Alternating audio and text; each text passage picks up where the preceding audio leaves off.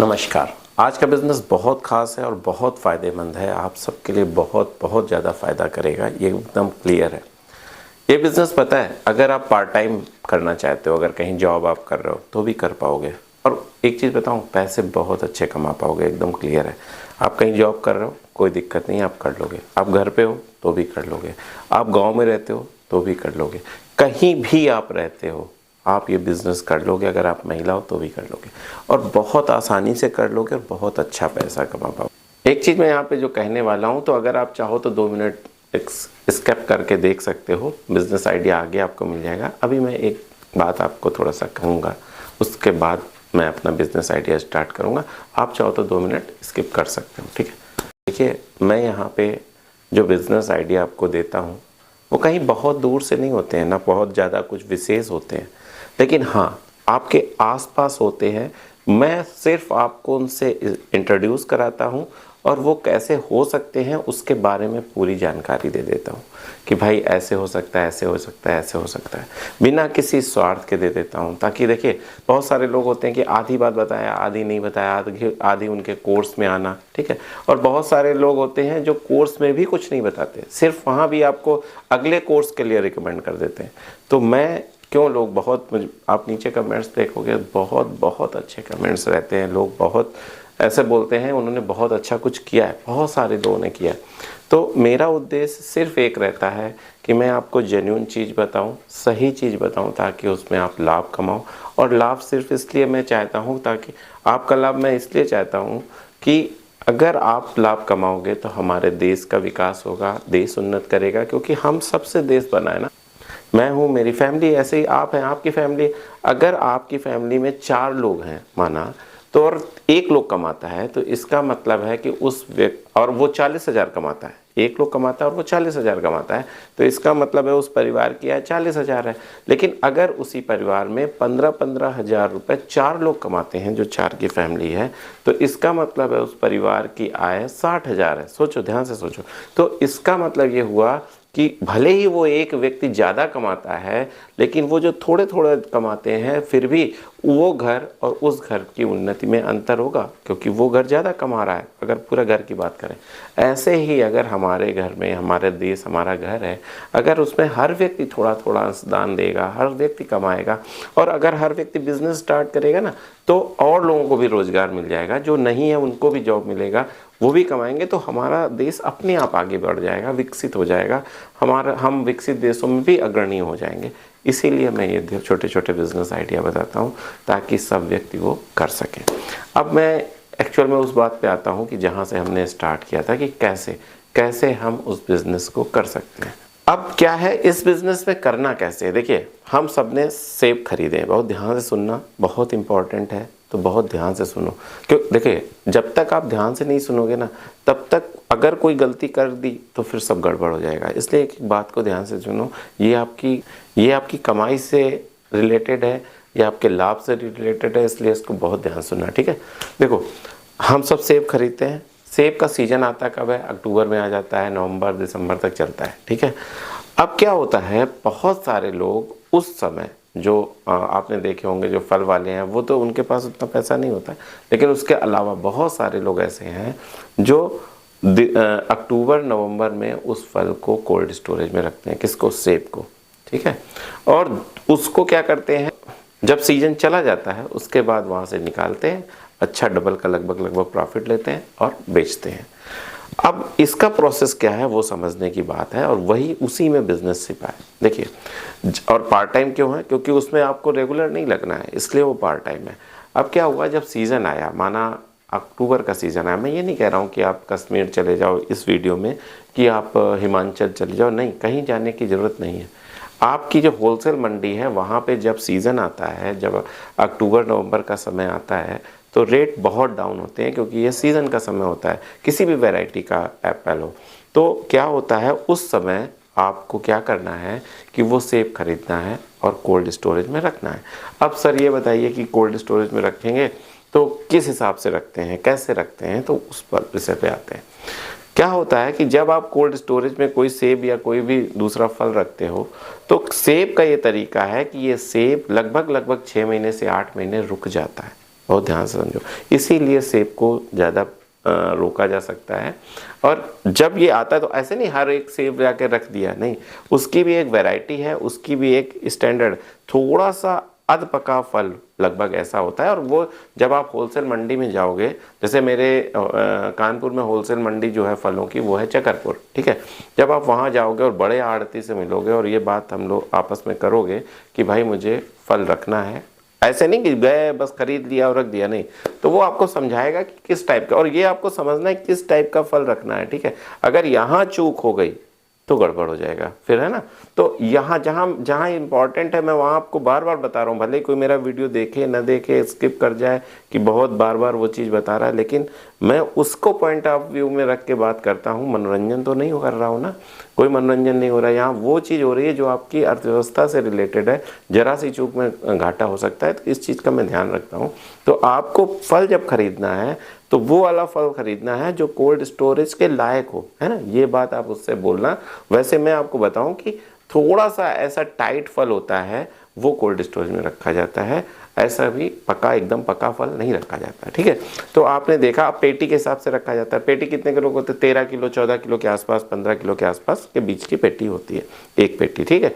अब क्या होता है कि जब आप उस समय जब सीजन चल रहा है तो जब आपको एकदम प्रचुर मात्रा में दिखे सेब कि हाँ अब एकदम डीप आ चुका है, उसका रेट डीप है, लगभग आपको होलसेल मंडी में 30 रुपये 35, आज की डेट पे जब मैं बना रहा हूँ वीडियो तब का, अब आप 5 साल बाद देख रहे हो तो ऐसा मत कहना लगना कि अरे सर ऐसा तो आप एकदम हवा हवाई बात करते हो, नहीं। तो 30 रुपये 35 रुपये किलो के आसपास आपको मिल जाएगा, ठीक है। पेटी की बात कर रहा हूँ, 25 रुपये में भी मिल सकता है।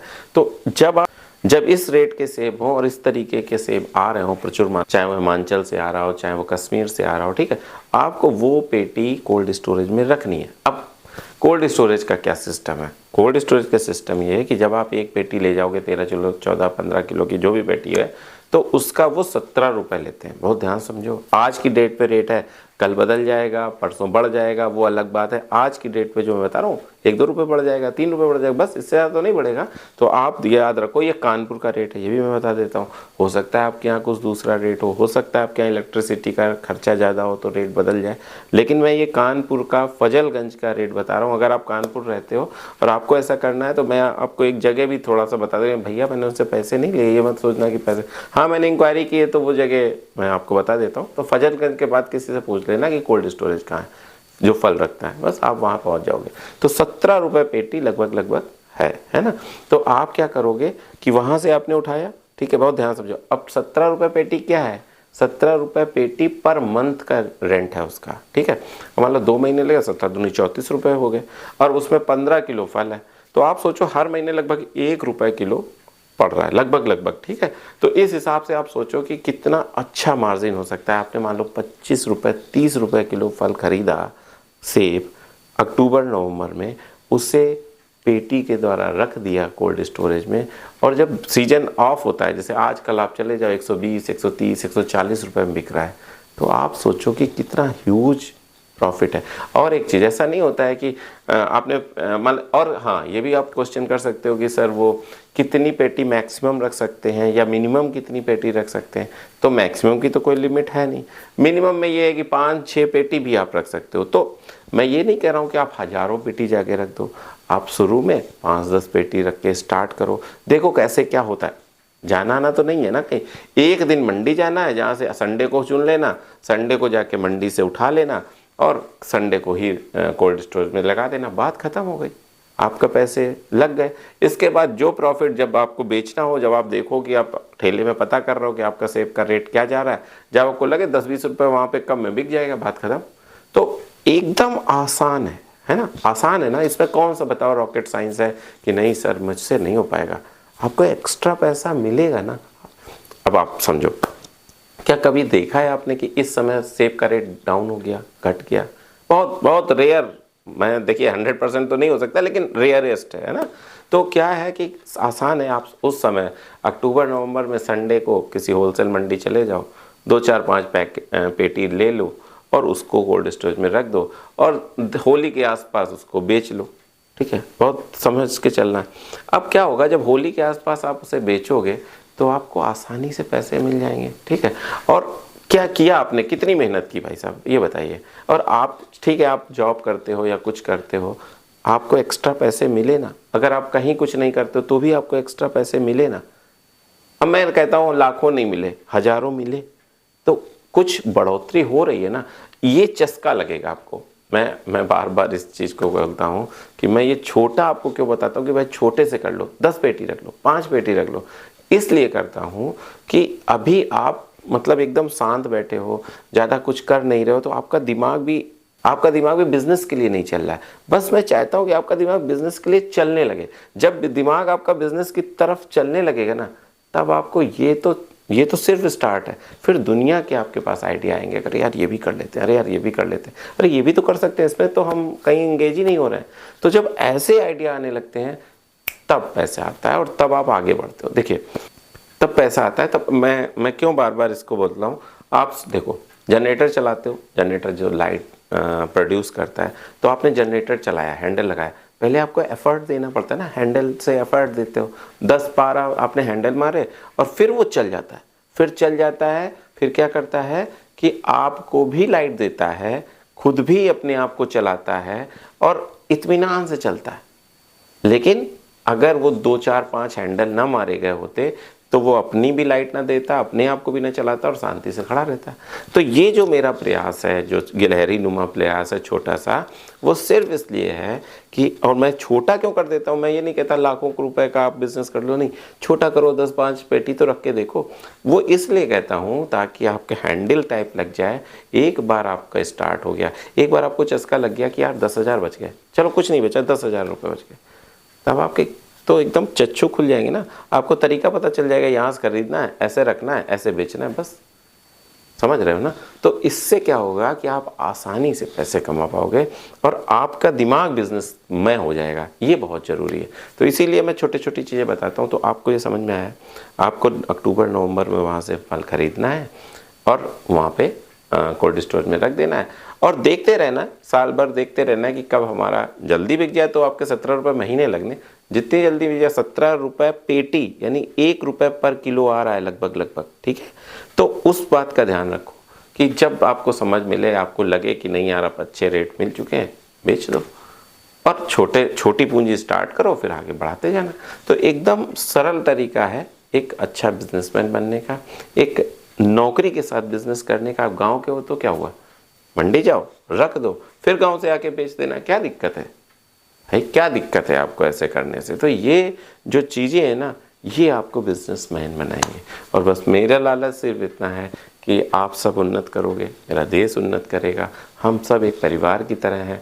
हर व्यक्ति अगर कुछ पैसे मतलब अगर कमाएगा तो अपने आप प्रति व्यक्ति आय बढ़ेगी, अपने आप हमारी अर्थव्यवस्था मजबूत होगी, सबके पास स्ट्रेंथ होगी कुछ चीज़ें खरीदने की। जब चीज़ें आपकी खरीदने की पावर आ जाती है तो अपने आप इकोनॉमी सर्कुलेट होने लगती है और अच्छे कुछ भाई, जब आपके पास खरीदने की पावर आई तो क्या है, वो चीज़ बनाने के लिए फिर कुछ इंडस्ट्रीज डेवलप हुई और ऐसे करके पूरे देश सर्कुलेट हो जाता है और इकोनॉमी सर्कुलेट हो जाती है। बस इतना ही कहना था।